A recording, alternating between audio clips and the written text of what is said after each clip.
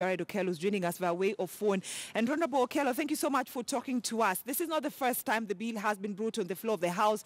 Already there are concerns about the quorum. Well, thank you very much, Brenda.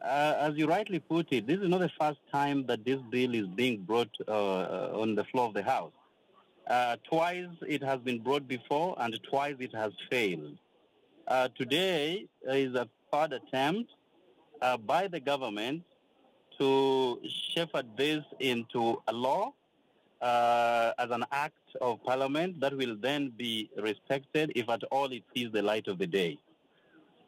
Parliament, as you correctly put it, we have had very, very difficult moments as far as the quorum is concerned.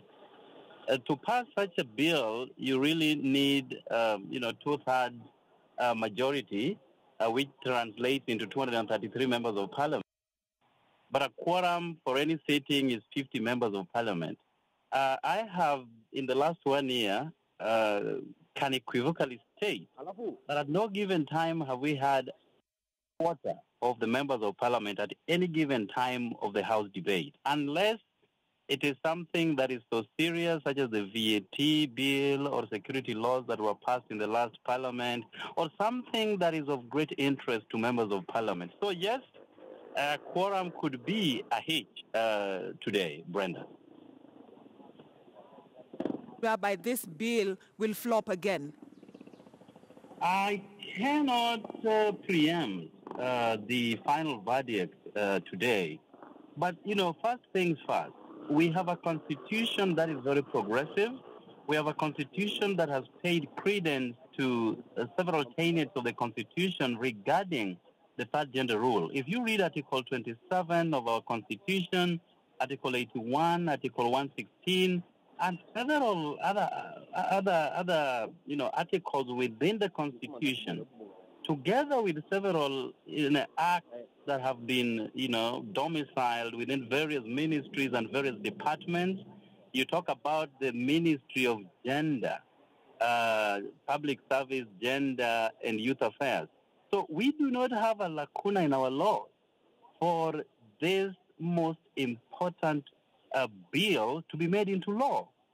But, as I said, first things first, the benefit that should be accruing out of this bill is that all government sectors should have a representation that is non-discriminative and puts a lot of, importance to equality.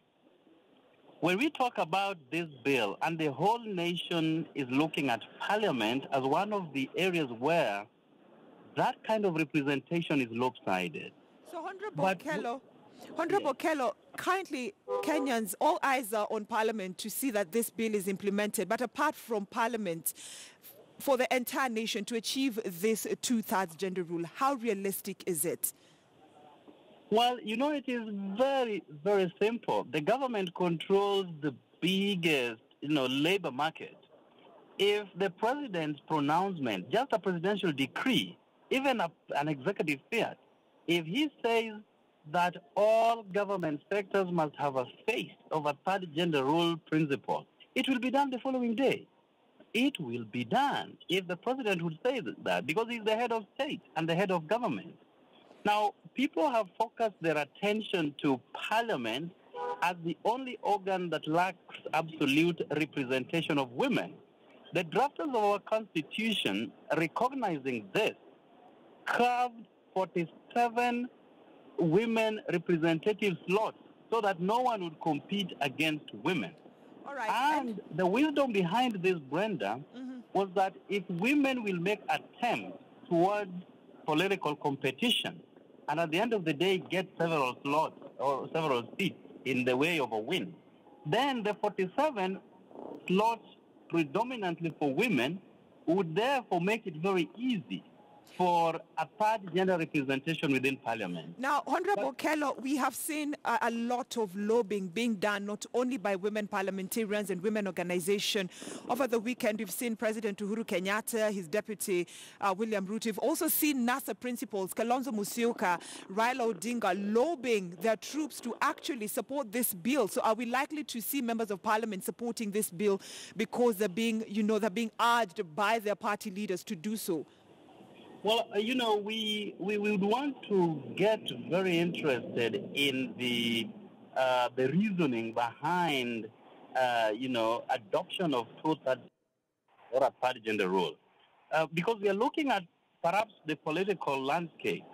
Are they going to give women some funds earmarked for political campaigns? Are they going to create or carve out certain constituencies to be made for women? How are they going to achieve this? So we are more interested in looking at what the mover of this motion or mover of this bill will have on the floor of the House. If it is something that is quite convincing, I think members of Parliament will rise to the occasion and adopt this bill. But we'll let us see what they have in terms of reasoning, because it has failed twice before in the same Parliament. So I know that the president, the deputy president, the people's president and his deputy have all come out to support this bill at this point in time. But let us look at the reasoning behind it. If it is as easy as we speak, it will see the light of the day. But again, as you correctly put it at the very beginning, quorum may still be a big hitch for this to see the light of the day. All right, thank you so much, Nyando, Member of Parliament. That is Jared Okello talking to us via way of phone. The debate is on this afternoon. We will see whether that bill will pass or it will flow for a second time on the floor of the House. And so right now we're still discussing matters gender. The debate is one that has been